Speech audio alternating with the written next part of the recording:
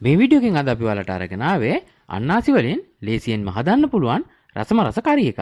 ඉතින් ඔයාලා තාමත් අපේ YouTube channel එක subscribe කරලා නැත්නම් දැන්මම පල්ලෙහා තියෙන subscribe button එක ඔබලා ඊට එහා පැත්තේ තියෙන bell icon එක ඔබන්නත් අමතක කරන්න එපා.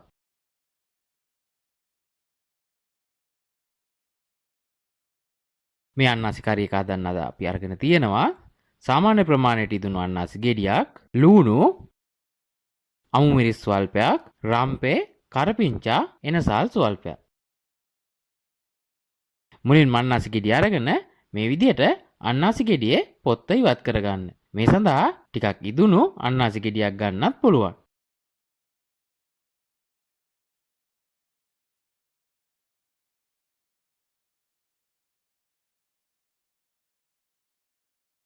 මේ විදිහට පොත් ඉවත් කරගත්තට පස්සේ අන්නාසි ගෙඩිය මේ පේන විදිහේ සාමාන්‍ය ප්‍රමාණයේ කෑලි වලට කපා ගන්න.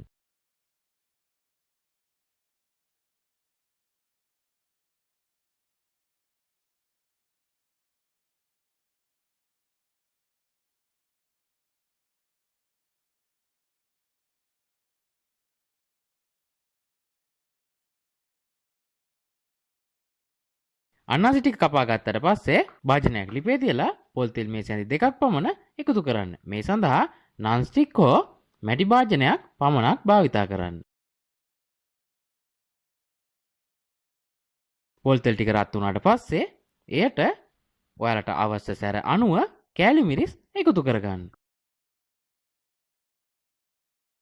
ඊළඟට සීන්ව කපාගත්ත ලූණු,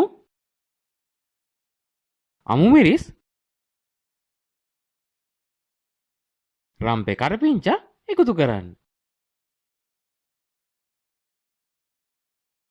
එකතු කරලා හොඳින් කලවම් කරලා එනසල් එකතු කරන්න.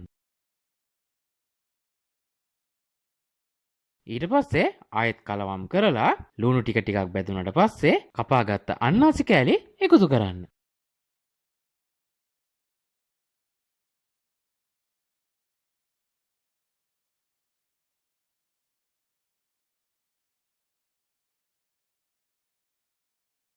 එකතු කරලා හොඳින් කලවම් කරලා මිරිස් කුඩු තේ හැඳි භාගයක් විතර දාන්න.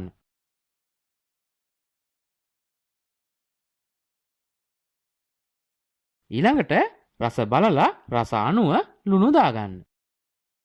ලුණු දැම්මට පස්සේ නැවතත් හොඳින් කලවම් කරලා සීනි තේ හැඳි දෙකක් විතර දාගන්න.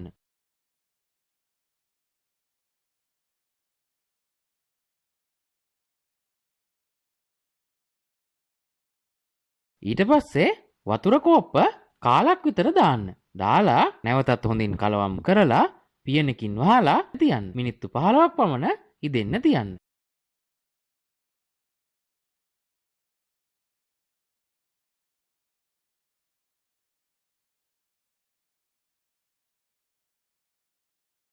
මේ තියෙන්නේ මිනිත්තු 15කට පමණ පස්සේ. ඔන්න දැන් පියන ඉවත් කරලා අපේ අන්නාසි කරි එකේ වතුර ගතිය හිඳෙන තුරු තවත් මිනිත්තු 10ක් විතර තියන්න.